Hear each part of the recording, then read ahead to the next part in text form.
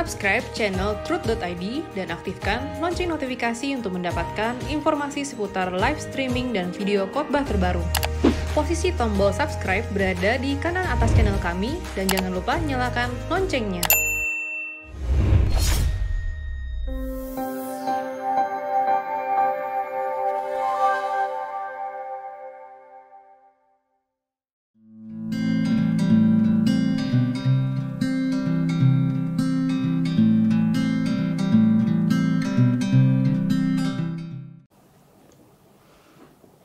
Shalom saudara, kita masih di episode yang membicarakan mengenai terkait dengan seminar memberi pusaka kepada anak ya, di episode 26 ini. Jadi sebagian pertanyaan masih menyangkut seminar memberi pusaka kepada anak. Salam Pak Eras, pertanyaan saya, apakah orang yang sudah berkodrat ilahi itu berarti orang yang sudah tidak bisa merasakan? Saya mohon agar Tuhan memampukan saya melihat penyesatan, sebab tersesat adalah hal yang sangat saya takutkan, Pak.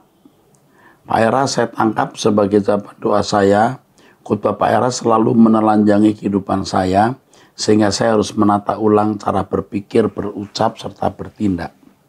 Ini berarti Bapak ini seorang yang hidup rohaninya. Masih memiliki nurani yang hidup, yang bisa merasa ditegur, diperingatkan, ya. Bagus. Apakah orang yang berkodrat ilahi berarti orang yang sudah tidak bisa merasakan? Ini maksudnya apa? Saya tidak tahu. Tapi seorang yang berkodrat ilahi itu akan semakin merasakan kalau ada ketidakpatutan dalam hidup kita. Ya, karena selama kita di dunia daging kita masih ada, maka kita selalu mengalami konflik itu. Ya, jadi kita akan selalu merasa ketika kita melakukan ketidaktepatan. Yang jadi pertanyaan saya adalah, apakah saya kurang ajar jika pokok doa saya sekarang ini agar Tuhan jangan memanggil saya pulang sebelum irama hidup saya berkenan kepadanya? Ya enggak, justru itu Tuhan berkenan. Tuhan, sebelum aku meninggal tolong aku sudah berkenan. Aku sempurna, aku tidak bercacat, tidak bercelah. Itu juga doa saya, saudara. Jangan sampai kita dalam keadaan yang belum siap kita meninggal dunia. Itulah Pak yang saya inginkan Pak Eras. Oke, sama dengan apa yang saya rindukan. Sebelum kita meninggal dunia, kita sudah memiliki irama hidup yang berkenan. Dan seorang yang berkodrat ilahi akan bisa peka terhadap hal-hal yang tidak tepat. Bukan hanya hal yang melanggar hukum yang tidak tepat pun, dia akan bisa merasakannya. Oke. Tapi orang yang berkodrat ilahi sudah tidak bisa lagi mencicipi kenikmatan dunia seperti anak-anak dunia, tidak bisa merasakan kenikmatan dunia. Ya. Ini pertanyaan dari Bapak Giatno Raharjo Yohanes Wonokiri. Tuhan berkati Pak. Salam Pak Erasto, saya Yusuf, saya menikah mengikuti agama istri, agama lain. 10 tahun, kemudian saya bertobat mengikuti jalan Tuhan. 7 tahun kemudian istri saya dijamah Tuhan Yesus. Anak kami 2, putra putri, tapi yang pertama memilih agama lama Pak. Tolong doakan ya Pak. Oke, Tuhan tolong. Pertanyaannya Pak, kami belum diberkati di gereja. Apakah wajib hukumnya kami harus diberkati di gereja Pak? Yang pertama, apakah wajib? Saya kira didoakan saja cukup, ya. Tidak usah harus membuat upacara seperti holy matrimony atau pemberkatan nikah. Ya. Tapi tentu juga saya ingatkan secara legalitas harus diurus karena perkawinan Kristen itu memiliki undang-undang sendiri. Pertanyaan, apakah semua manusia menerima Roh Kudus? Tidak. Hanya orang yang menerima pembenaran dalam Yesus Kristus. Atau hanya aliran yang berbahasa roh saja karismatik? Juga tidak. hanya orang percaya kepada Yesus. Ya, bukan hanya untuk orang karismatik. Saya orang yang telah lama mengikuti khotbah Bapak. Pak Eras lah Bapak rohani saya, walau saya belum pernah melihat Bapak secara fisik. Terima kasih ya Pak Yusuf atau Saudara Yusuf. Saya senang menerima pertanyaan ini dan Bapak sudah kembali dalam iman kepada Yesus, bahkan istri pun juga dijamah. Ayo kita semua bertumbuh dalam Tuhan, mempersiapkan diri untuk menghadap Tuhan, untuk mewarisi langit baru, bumi baru, untuk menjadi anggota keluarga kerajaan surga. Selamat datang. Salam, selamat siang Pak Pendeta Erastus. Sebelumnya saya minta maaf yang sebesar-besarnya apabila saya mengganggu aktivitas Bapak Pendeta Erastus. Sebenarnya saya mempunyai masalah di dalam rumah tangga saya, yaitu mengenai suami saya. Saya akan menceritakan sedikit mengenai kehidupan saya, ya. Ini pertanyaan panjang lebar, saudaraku, seperti surat, ya. Panjang sekali, jadi tidak akan saya jawab di sini. Nanti kami akan konseling saja, ya. Nanti ada konselor-konselor yang akan mendampingi ibu-ibu, ya. Oke, ini panjang sekali suratnya, jadi tidak saya baca. Nanti akan dihubungi langsung saja oleh konselor kami. Salam Pak Eras yang selama beberapa tahun ini sudah memberkati saya dengan suara kebenaran yang banyak mengubahkan dan sudah menjadi Bapak rohani buat saya. Kadang-kadang saya juga beribadah ke salah satu cabang GSKI yang ada di satu kota, walau saya bukan jemaat.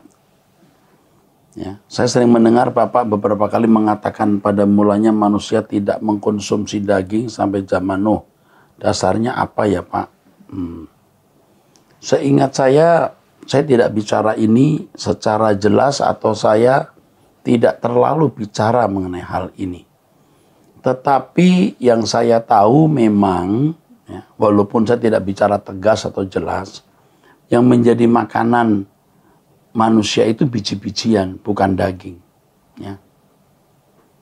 Mengingat di zaman Habel sudah mempersembahkan korban bakaran, ya korban bakaran tapi bukan dimakan, bukan. Nah, kita tidak tahu keturunan Kain apakah begitu.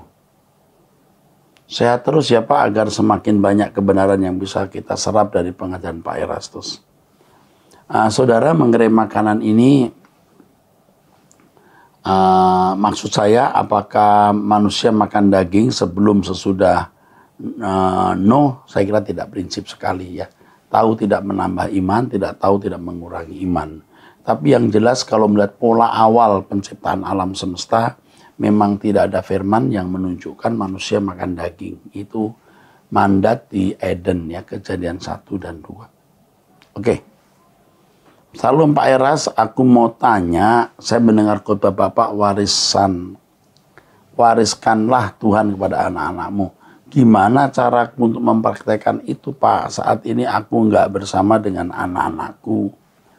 Mereka masih kecil, dulu kami nikah secara agama lain, dan saya kembali ke Kristen sudah 3 tahun lebih Pak. Tolong Pak, gimana solusi yang harus saya lakukan Pak? Khotbah Bapak sangat memberkati saya. Nah ini juga saya tidak bisa menjawab ini saudara, masalahnya kok bisa begini, anak-anak sekarang di mana, umur berapa? Saya tidak bisa menjawab karena datanya tidak lengkap. Tapi kepada yang menanya ini laki atau perempuan ini kayaknya tidak jelas juga. Ya, tapi yang penting saya harus membagikan, saudara harus melekat dengan Tuhan. Saudara jadi kekasih Tuhan. Tuhan akan memberi hikmat bagaimana saudara menyelesaikan masalah ini. Oke, terima kasih. Salam Pak Era, saya sering mengikuti khotbah Bapak dan sekarang saya mau bertanya. Saya seorang wanita yang punya pergumulan di mana saya punya sifat sering mudah marah dan temperamen dan gak sabaran. Saya seringkali berusaha untuk berubah, Pak, namun saya selalu gagal. Ada kalanya ketika saya sudah marah dan buat dosa, saya sering menyesal, berdiam diri, berbicara kepada Tuhan. Kenapa Tuhan tidak ambil saja nyawa saya? Kenapa Tuhan tidak ambil saja nyawa saya yang tidak mampu mengalahkan kedagingan? Kenapa Tuhan tidak bunuh saya saja? Kadang sering kali saya menangis hanya karena masalah problem kedagingan ini, Pak. Membuat saya seperti pengen mati. Karena saya seperti marah pada diri sendiri. Saya ini seperti anjing di hadapan Tuhan, Pak. Bahkan di antara orang, semua orang yang buat jahat dan sampai bunuh orang, mereka tidak apa-apa. Tidak apa-apanya dibanding saya yang hina dan kotor ini. Saya punya jam doa, Pak, pagi jam 4 menyembah Tuhan dan baca firman 5 pasal. Dan malam jam 10 misbah keluarga bersama suamiku. Semua itu kulakukan, Pak. Kadang saya nggak mau melakukan rutinitas misbah doa itu, Pak. Karena saya malu punya hubungan pribadi dengan Tuhan, tapi kok saya nggak bisa berubah, selalu temperamen. Selalu buat dosa, namun kalau saya tidak doa, saya seperti nggak enak di dalam hati, seperti ada yang janggal di hati, ada yang ganjal ya. Gimana Pak dengan saya, apa yang harus saya lakukan, mohon pencerahannya. Saya harus memberitahu bahwa ibu ini orang yang berbakat masuk surga. Kalau sampai bisa memiliki perasaan seperti ini, berarti Roh Kudusnya kuat. Kalau orang berdosa lalu tidak sampai menangis, tidak menyesali diri sampai seperti ini, wah itu istilah saya Roh Kudusnya nggak kuat. Roh Kudusnya sama, saudaraku. Tapi orang ini membuka hati sehingga Roh Kudus itu bisa kuat berbicara kepadanya. Nah, nasihat saya untuk ibu ini, jangan berhenti bergumul. Tetap berjuang. Tetap berjuang untuk bisa mencapai kehidupan yang berkenan kepada Tuhan. Ya. Teruskan. Pergumulan seperti ini juga saya alami walaupun tidak sama persis. Aduh, kenapa salah lagi? Tapi jalan terus. Nanti saudara bisa melewatinya. Oleh sebab itu ya jam doa pribadi jangan dikurangi. Mendengarkan YouTube khotbah saya terus menerus ya. Itu akan memiliki pengaruh. Jangan nonton film, tontonan yang tidak patut. Percakapan-percakapan yang tidak membuat saudara bertumbuh imannya ya. Jangan bergaul dengan orang yang ngomongnya sembarangan, orang yang suka meledakkan kemarahan, tertular kita. Ya. Berjuang terus saudara. Tapi ingat jam doa, mendengarkan khotbah, tetap ya, meditasi itu mutlak. Terus jangan bergaul dengan orang yang tidak takut akan Allah. Jangan melihat tontonan-tontonan yang tidak membuat kita menjadi takut akan Tuhan. Kalau mau satu lagi, temukan mentor yang bisa membimbing. Tapi mendengarkan khotbah saya sudah cukup sebenarnya. Oke, makasih. Pak Eras, baru 3 tahun saya ikuti khotbah dan renungan Bapak dan saya diberkati. Thanks. You're welcome. Panggilan untuk menjadi seperti Kristus membuat saya mencurigai hidup saya sendiri hanya supaya saya didapati berkenan di mata Bapak. Bagus. Bagus. Memang kita harus mencurigai diri kita sendiri sampai kita khianati diri kita sendiri. Artinya jangan ikuti keinginan sendiri. Namun ketika pertumbuhan rohani berlangsung setiap dalam doa, saya memperkarakan hidup saya kepada Tuhan. Kok ada saja yang tidak tepat menurut pandangan Tuhan, walaupun mungkin ketidaktepatan itu bukan masalah atau dosa menurut pandangan umum, tapi dinyatakan dalam batin saya bahwa hal itu masalah di mata Tuhan. Nah, ini bagus. Ini udah kelas tingkat dewasa. Tuhan memperkarakan hal-hal yang memang dianggap tidak masalah di mata orang, bukan melanggar hukum secara umum, tidak melanggar moral secara umum, tapi Tuhan tidak suka. Selamat sampai di level ini, selamat. Pertanyaan saya Pak, jika sampai saya dipanggil ternyata masih ada ketidaktepatan, walaupun itu hal yang halus, apakah saya berkenan atau belum di matanya? Ini pertanyaan yang salah. Sebab kalau saudara sudah memulai perjuangan untuk memberi ketepatan, Tuhan tidak mungkin memanggil saudara pada waktu yang tidak tepat. Ya, pasti Tuhan akan memanggil Anda di waktu yang tepat. Oke, jangan takut, jalani terus. Lawan, perangi ketidaktepatan untuk makin berkenan, dan Tuhan akan memilih waktu yang tepat memanggil kita. Amin. Pak Era, saya mau bertanya, jadi saat ini saya sedang berpacaran dengan seorang wanita. Ini pria. Kami sudah begitu cocok satu sama lain. Dia juga cinta Tuhan. Ya. Timbul masalah karena persoalan agama. Dia beragama Katolik, sedang saya Kristen. Hal ini membuat seolah-olah adanya barrier ya pada hubungan kami berdua. Karena dia juga sama-sama memegang teguh kepercayaannya. Saya ingin membagi kebenaran yang saya dapatkan dari Pak Eras kepadanya. Tapi saya selalu takut kalau hal ini kemudian berubah menjadi perdebatan, dan saya ingin menghindari debat karena Pak Eras juga mengajarkan tidak baik berdebat. Lalu apa sebaiknya yang saya lakukan? Saudara, menikah itu ya syaratnya satu orang percaya. Entah Katolik, entah Protestan, entah Pentakosta, Advent, tidak masalah. Yang penting percaya Yesus. Yang kedua ada sesama gereja. Kalau nggak dewasa, jangan. Jadi sesama Kristen tidak jaminan. Yang kedua jangan lupa, dewasa rohani, dewasa mental, dewasa ekonomi. Jadi kalau saudara tidak yakin ya jangan teruskan dulu ya, hati-hati ya. Anda berkata dia juga cinta Tuhan, saya tidak tahu ukuran cinta Tuhan yang saudara lihat dari dia itu apa. Karena ini prinsip, kalau buat saya prinsip. Jadi kalau secara toleransi jangankan Katolik, Protestan, Pentakosta, Betel, GSKI. Agama tetangga kita pun kita hargai. Tapi kalau prinsip kesucian, jangankan agama lain, sesama agama pun kita juga harus tetap memperkarakan. Ya, pertimbangkan dulu ya, pertimbangkan.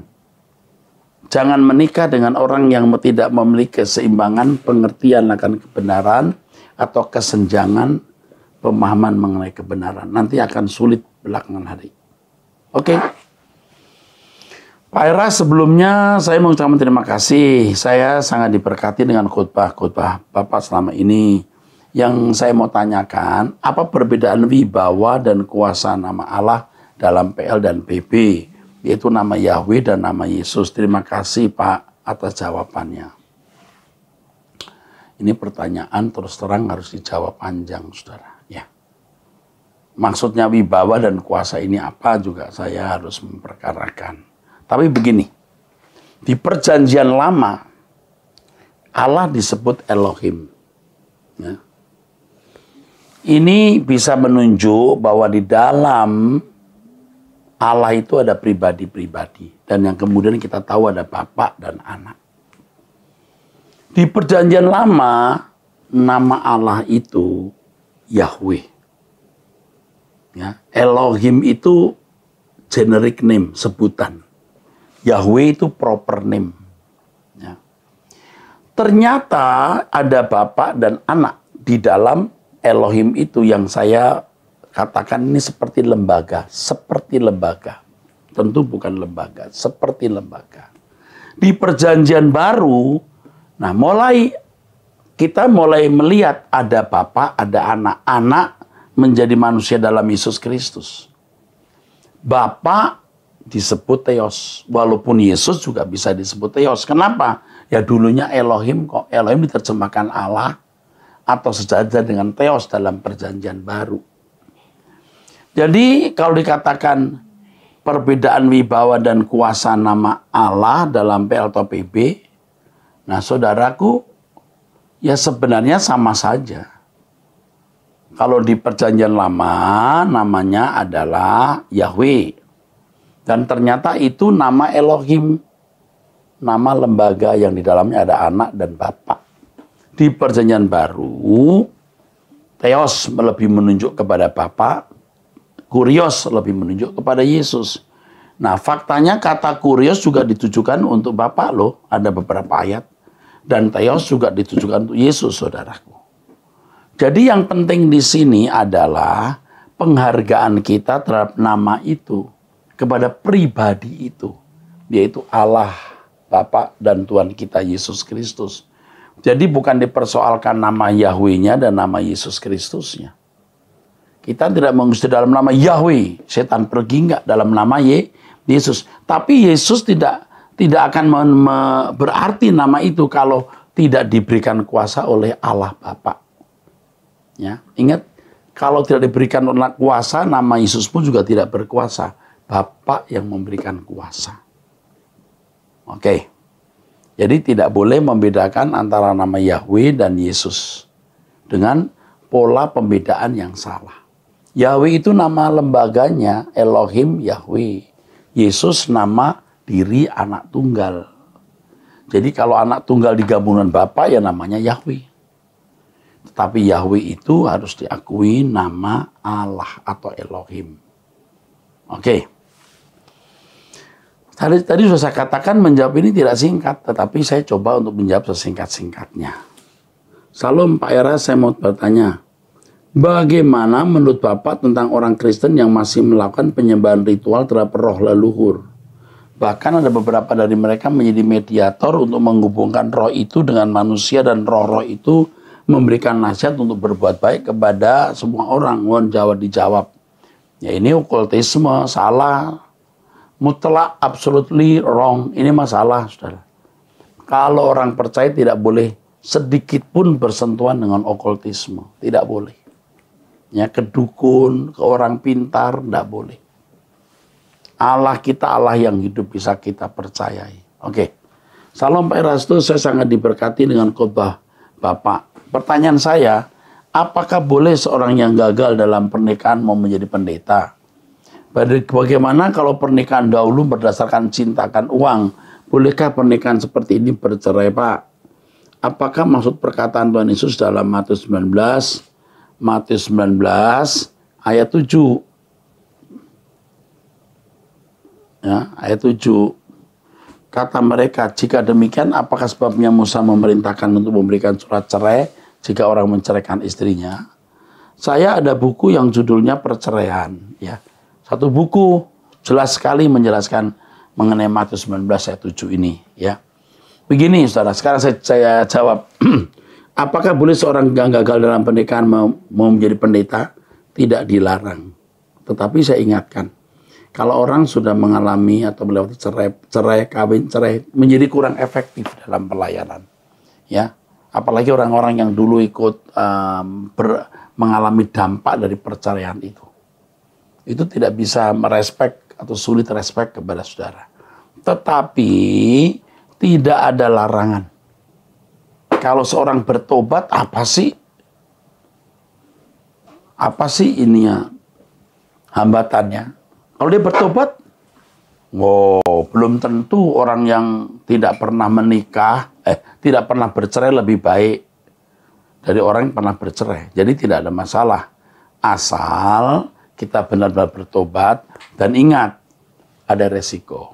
Masa lalu itu memberi cap kita, ya. Apakah bagaimana kalau pernikahan dahulu berdasarkan cinta uang? Bolehkah pernikahan seperti ini bercerai, Pak? Ya, apapun alasannya, Tuhan tidak menghendaki perceraian. Ya, perceraian itu punya dampak yang buruk untuk banyak pihak, untuk anak-anak, untuk dua keluarga besar, banyak. Kalau kita sudah menikah, kita harus mempertahankan pernikahan itu, jangan cerai. Mengapa Musa memberikan surat cerai? Ya, karena keras kepalanya bangsa Yahudi, padahal Tuhan tidak menghendaki perceraian. Matius 19 ayat 7, kenapa Musa memberi surat cerai? Karena ya kekerasan hati umat Israel. Tapi bagi umat yang baru, harus memiliki standar yang berbeda, tidak sama dengan standar mereka. Oke? Oke, puji Tuhan. Salam Pak Era, jika kita melihat perjalanan hidup Abraham, bapak orang percaya yang juga merupakan sahabat Allah yang hidup bergaul dengan Allah, hidup menuruti kehendak Allah. Tapi saat Sarai istrinya memberi saran kepadanya agar menghampiri Hagar dan menjadikannya sebagai istri, mengapa Abraham tidak meminta petunjuk kepada Allah? Ya, itulah kesalahan Abraham. Abraham ternyata juga manusia yang bisa meleset. Lalu mengapa Allah tidak bertindak untuk mengingatkan Abraham atas keputusan Abraham itu? Allah tidak bertindak karena Allah memberi kehendak bebas kepada setiap individu. Dan ternyata di balik perkawinan itu pun ada maksud Allah. Bagaimana Ismail dilahirkan, perkemudian Hagar dengan Sarah, ada konflik di situ. Itu semua juga Allah izinkan. Sampai kemudian keturunan Ismail juga menjadi bangsa yang kuat, ya. Tapi bangsa Israel menjadi umat pilihan yang dari bangsa ini dilahirkan Mesias. Soal kuat tidak kuat secara fisik itu tidak menjadi masalah. Ternyata ada rencana Allah di balik semua itu. Allah mengizinkan kesalahan itu atau membiarkan kesalahan itu untuk sahabatnya, dan tetap di dalam hal itu ada rencana Allah yang Allah genapi. Oke. Apakah tindakan Abraham ini benar dalam pandangan Allah? Jika tidak benar, mengapa Allah tidak memberikan penalti terhadap Abraham? Oh ya, ada penaltinya. Penaltinya itu ternyata dialami oleh keturunannya, saudaraku. Tapi kenapa tidak kepada Allah langsung, kepada Abraham langsung? Oh iya, ada.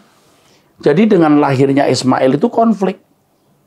Bagaimana Hagar merendahkan Sarah majikannya, yang tadinya ini budak sekarang jadi nyonya, nyonya aslinya ditindas.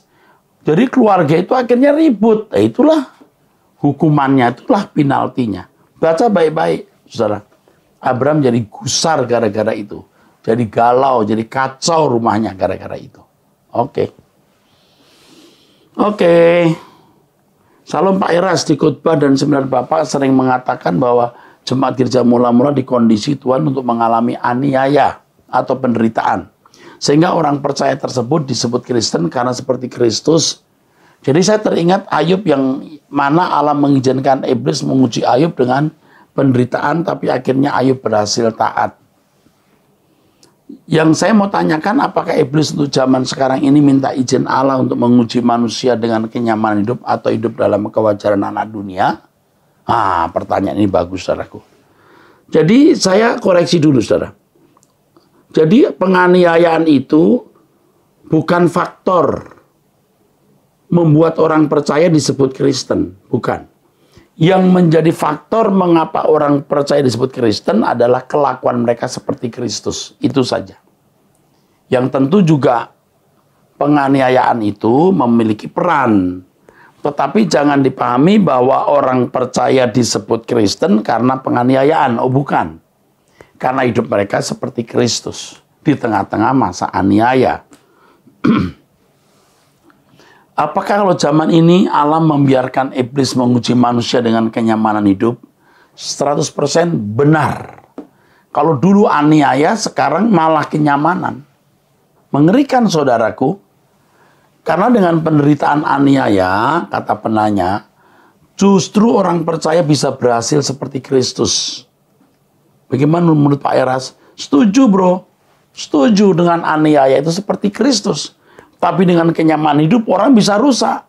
Hanya kalau orang menolak kenyamanan hidup, orang mau ikut dengan cara hidup Yesus, kesuciannya juga luar biasa. Nah, kita harus memilih. Apakah mau hanyut dengan percintaan dunia, kesukaan dunia, atau hanyut dengan Tuhan. Ya, puji Tuhan.